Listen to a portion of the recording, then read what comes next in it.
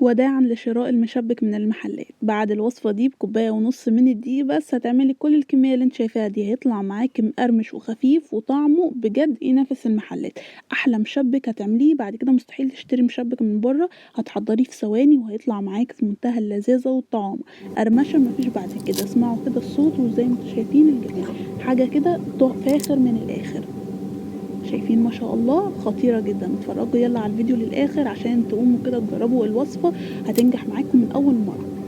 ولو كنتي مش مشتركة في القناة اشتركوا وفعلي الجرس واعملي لايك لو عجبك الفيديو. يلا نسمي بسم الله ونبدأ في المقادير. عشان نحضر المشبك لازم نحضر الشربات علشان يكون بارد معانا.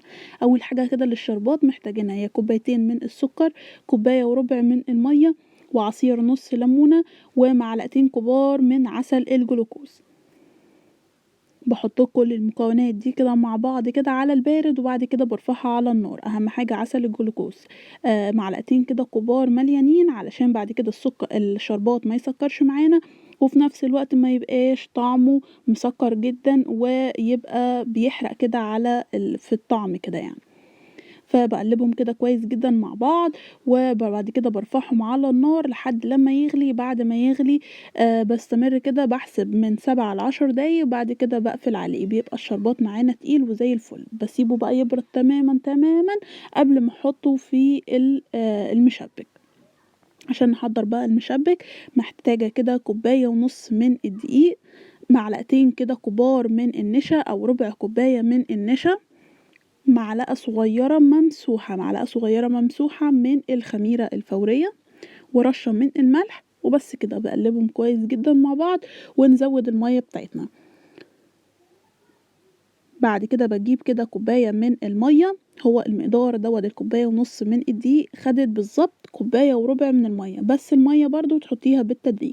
انا حطيت كده اول كوباية، طبعا الخليط لسه تقيل معايا، بدأت كده زودت كده ربع كوباية تاني من المية بالتدريج كده لحد لما بقت مظبوطة معايا جدا. هو القوام ده اللي احنا عايزينه، ولا عايزينها اخف من كده ولا اتقل من كده، هو ده كده القوام المظبوط اللي هيطلع لنا المشبك في منتهى الجمال. شايفين؟ اقلبها بقى كده يعني حوالي كده 3 4 دقايق لحد كده لما تبقى مظبوطه وتاخد عرق كده وتبقى جميله جدا جدا. اقلب بقى كده فيها، وهو ده القوام اللي احنا محتاجينه، ولا سايل قوي ولا تقيل قوي زي قوام الكيكه، لا قوام متوسط زي ما شايفينه كده، مايل ان هو يكون سايل ولكن مش سايل قوي. بعد كده ما ظبطتها كده وقلبتها وبقت مظبوطه معايا، ببدأ ان انا اغطيها واسيبها تخمر عندي نص ساعه او حسب على حسب درجه حراره الغرفه. تخمر معايا كده، واول ما تخمر كده بالشكل ده ببدأ كده ان انا اهبط اي خمران فيها زيادة. ببدأ كده ان انا اقلبها واشيل منها اي هوا زيادة، وبجيب بقى كده يعني انا مستخدمة النهاردة حاجة كده بسيطة جدا. انا هستخدم كيس التلاجة تقدري تعمليها بيه، عندك كيس حلواني تقدري تستخدمي، انا عندي بس استخدمت كيس التلاجة علشان تبقى سهلة وهو المتوفر عند كل الناس. فكيس كده من التلاجة كده يكون نضيف جديد، وبفتحه كده بالشكل دوت، وببدأ ان انا احط فيه العجين بتاعي وبربطه كويس قوي، وببدأ ان انا اخرمه من تحت هوريكم ازاي. بربطه بس كده كويس جدا عشان ما ينزلش مني اي عجين. وببدأ ان انا كده بس بقص كده بالمقص كده فتحة صغيرة من الكيس، فتحة صغيرة مكبرهاش قوي، وطبعا بترجع على حسب انت عايزة سمك المشبك قد ايه. بدأت بقى كده اهم حاجة خطوة التسوية بقى هنا. تقدر ان انت تسوي في طاسة او حلة كبيرة على حسب حجم القرص المشبك اللي انت حباه، ولكن انا النهارده اخترت اصغر، يعني اصغر حله او كسرولة عندك، بحيث ان انا كنت عايزه المشبك بتاعي يطلع كله مقاس واحد وفي نفس الوقت يطلع صغير. ولكن لو انتي متاح عندك القرص اللي هو الستانلس اللي بيتحط في الصينيه كده وبتبداي ان انت تشكلي بيه، تقدري ان انت تستخدميه. بيبقى عباره عن اطار او دايره كده صغيره مفتوحه، بتحطيها كده في الصينيه وبتقدري ان انت تعملي المقاس اللي انت عايزاه في نفس الطاسه. ولكن انا استخدمت حاجه متوفره، يعني استخدمت اصغر حله بالشكل دوت، وعلشان تطلع كل المشبك نفس المقاس، وبدات ان انا اعمل كده خطوط رايح جاي كده حوالين داير بالمشبك. اهم حاجه درجه الحراره تكون متوسطه، ما تكونش عاليه ابدا، علشان المشبك دوت ما بياخدش لون. احنا مش عايزين ياخد اللون، عايزينه بس ينشف كده ويتماسك وياخد اللون الذهبي الفاتح جدا. بعد كده بيطلع على الشربات التقيل البارد علشان بعد كده ما يطراش مننا ويبقى المشبك معانا مقرمش وجميل جدا. بابدأ كده إن أنا أهو باخلّص كده من الزيت باطلّعه يتصفى كويس جدًا، بعد كده باحطه على الشربات التقيل البارد. بُصّوا شايفين كده عملت واحدة تاني كده معاكم، بابدأ إن أنا أقلّبها زي ما أنتم شايفين مش عايزاها تاخد أي لون نهائي، يا دوبك لون خفيف جدًا تتشمّع بس من الناحيتين، وبعد كده باطلّعها على الشربات.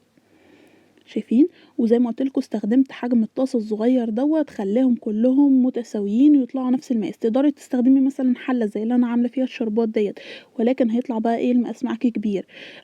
تقدري تستخدمي زي ما قُلت لِك لو عندِك الإطار الstainless دوّة تقدري إن أنتِ تعملي فيه وفي صينية كبيرة عادي ممكن تعملي كذا واحدة مع بعض. بدأت كده أهو عملت واحدة تاني والناحية التانية برضه باتابع كده في الشربات لحد بقى لمّا بيطلع معاكِ وبتخلّصي الكمية وما شاء الله يعني بيدّي كمية ما شاء الله رهيبة. كل الكمية اللي أنتم شايفينها دي بالمقدار اللي إحنا عملناه، كوباية ونُص، كمان كان لسه في قرصين تاني على النار بيستويوا.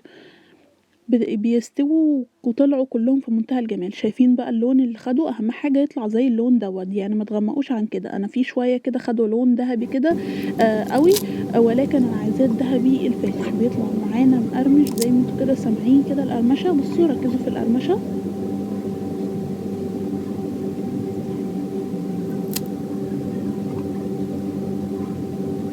شايفين القرمشة عاملة إزاي؟ خطير بجد. حاجة كده يعني في منتهى الجمال، واخد الشربات بتاعه مضبوط وتحفة جدًا وهيعجب كل اللي هيدوقه. يا رب إن شاء الله النهارده الوصفة تكون عجبتكم، لو عجبتكم ما تنسوناش في اللايك والشير والسبسكرايب، واشوفكم إن شاء الله في فيديو جديد، باي باي.